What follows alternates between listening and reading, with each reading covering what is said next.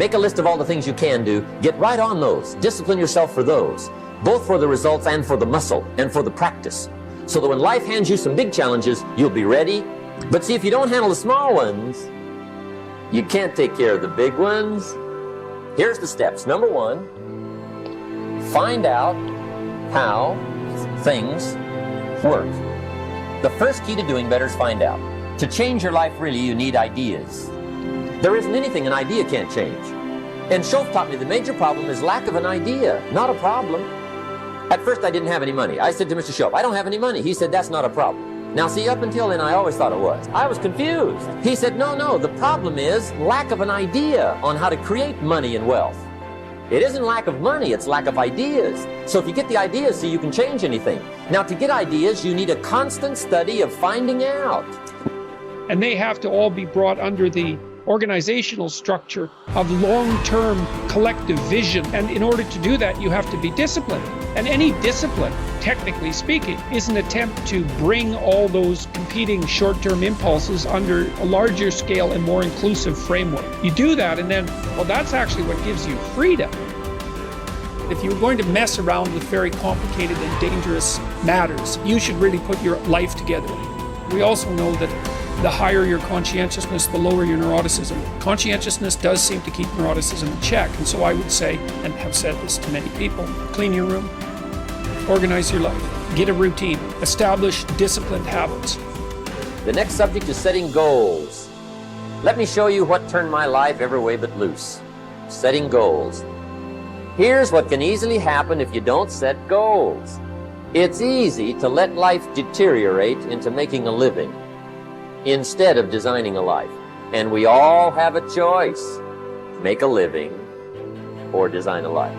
It's easy to get trapped by economic necessity. But the best advice I can give you on how to break out of that trap is to learn how to set goals. Mr. Schoaf put it to me this way. He said, Jim, if you had enough reasons, you could do the most incredible things. If you have enough reasons. Write down your why. What are you doing this for in life? Your why should be something so big that it changes the whole outlook on how things are with you and your purpose. Think about your passion. Think about your opportunities. And that's how you find your purpose.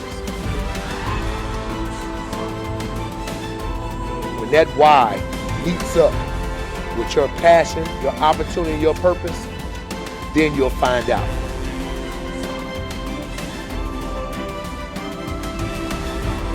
Most of us are standing in a busy street, just letting the opportunities in life pass us by.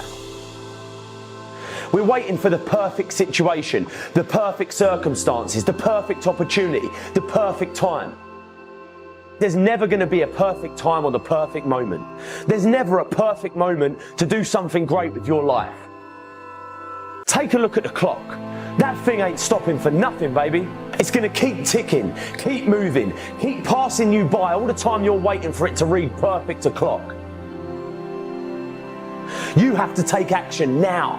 Whatever that goal is, whatever that dream is that you're holding in your mind, now is the time. Forget all your excuses. Forget all your problems. Not tomorrow, not next week, but right here, right now. Why keep looking around at people that are where you want to be, living the type of life you want to live? Look at that place where they are and say to yourself, now is my time. Now is my moment. Now is your moment. Today is that day. I want you to be terrified of sitting on the sidelines and doing nothing. Waking up in 6 days or 6 weeks or 6 years or 60 years and being no closer to your goal. You've made no progress.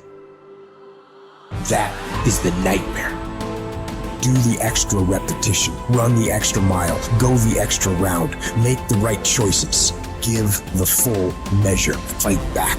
Go down swinging. Give every day everything you've got. Embed that long-term goal in your mind. Burn it into your soul. I got here not because I'm the strongest, not because I'm the fastest, not because I'm the best. I never stopped fighting. It got harder and it got harder, and it seemed the further I climbed, the harder it got. But I didn't stop, I didn't quit. I just kept fighting and fighting and fighting. Think about it, write about it, talk about it, hang it up on your wall, but most important, do something about it every day. Every day, do something that moves you toward that goal, that keeps that goal alive and in sight and in focus. Do what you say, mean what you say, follow through for something for one time in your life. One time.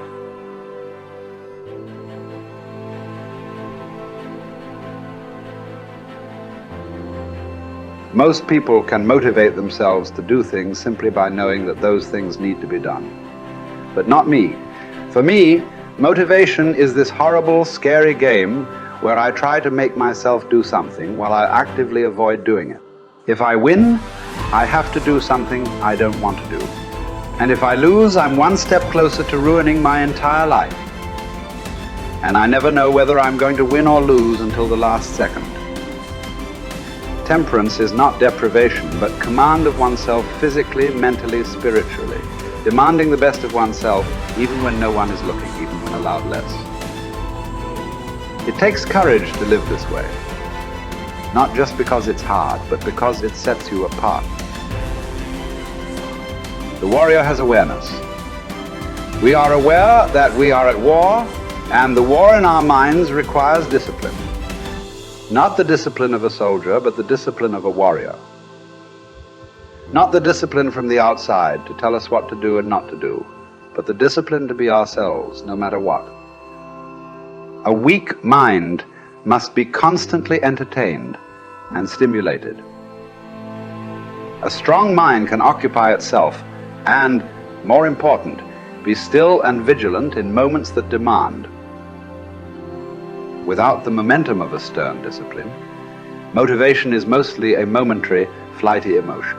For it works best under the supervision of discipline, but can serve as not only an ally, but also an enemy, because in anything that requires your self-discipline, whether going to church, going to classes, going to workouts, going through trainings, completing jobs, reading books, living well, eating healthily, studying, practicing something, the more times you skip, the more relaxed and motivated you'll become about skipping.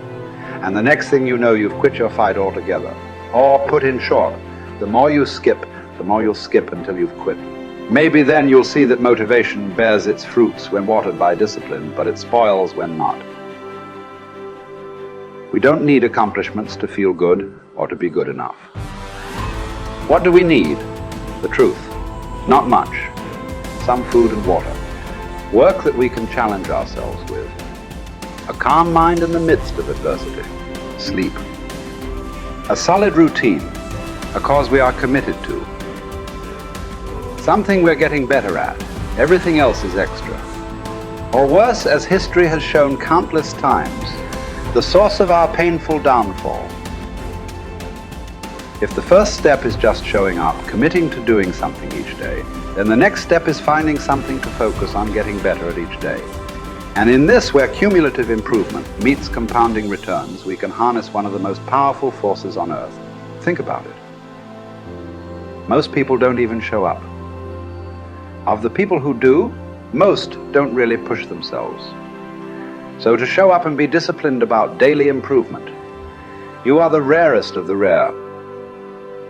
Life is filled with all sorts of difficulties and challenges. Work will not always go well. But working out is in our control. It is a contained space in which the only potential obstacle is our determination and commitment. Swim. Lift weights. Train in jiu-jitsu. Take long walks. You can choose the means, but the method is a must. You must be active. Get your daily win. Treat the body rigorously, as Seneca tells us, so that it may not be disobedient to the mind. Because as you're building muscle, you're also building willpower. More important, you're building this willpower and strength while most people are not. The body, you must understand, is a metaphor. It's a training ground, a proving ground for the mind and the soul. What are you willing to put up with? What can you do without? What will you put yourself through? What can you produce with it? Only you know what it will look like to train in your art like a samurai, an Olympic athlete, a master in pursuit of excellence. Only you will know what you need to practice from morning until night, what to repeat 10,000 times. It won't be easy, but in that burden is also freedom and confidence. The pleasure of the flow state, the rhythm of second nature, the quiet calmness of knowing that from the practice you'll know exactly what to do when it counts, the pride and the dependability of doing it too.